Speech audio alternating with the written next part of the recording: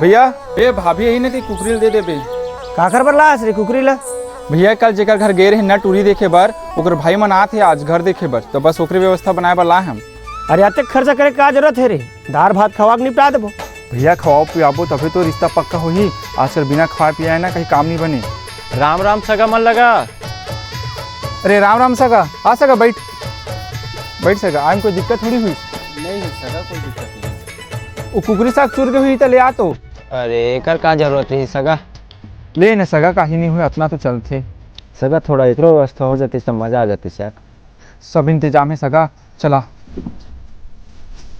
ए ले सगा। एक सगा एक ठन गिलास और तोर पर भी नहीं लगे सगा, मैं दारू वारू नहीं पियम मैं।